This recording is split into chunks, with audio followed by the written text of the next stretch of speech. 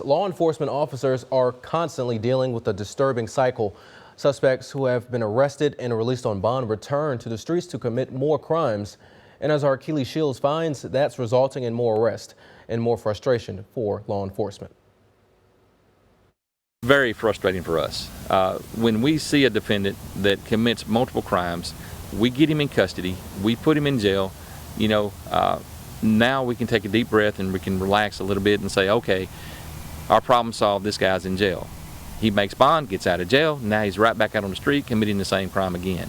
Many in law enforcement feel there is a misconception of how much authority they have after they book a suspect criminal. Our job is law enforcement. We can only enforce the laws that are on the books. And once that person is arrested, he's taken back before a judge, then that judge sets that bond. If a person is out on bond and they go out there and commit another crime, it is not our fault that this person is out on bond. The system gives that person that opportunity. Judges consider many factors when setting bond. They also have the ability to revoke, raise, or lower those bonds. Assistant Chief Metter says he's concerned for the community when bonds are reduced. If the bond is reduced, then family members need to know that, hey, this person's bond is going to be reduced and there's a likelihood of this person getting out of jail.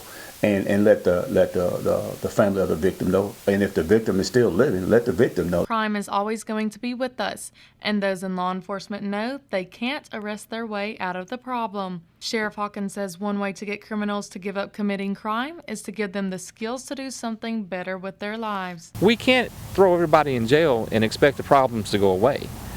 We got to have programs in place that rehabilitate these people while they're in custody. Programs that educate them, get them a GED, make them more marketable when they get out of jail so that they can be productive. Telling your story, Keely Shields, WCBI News.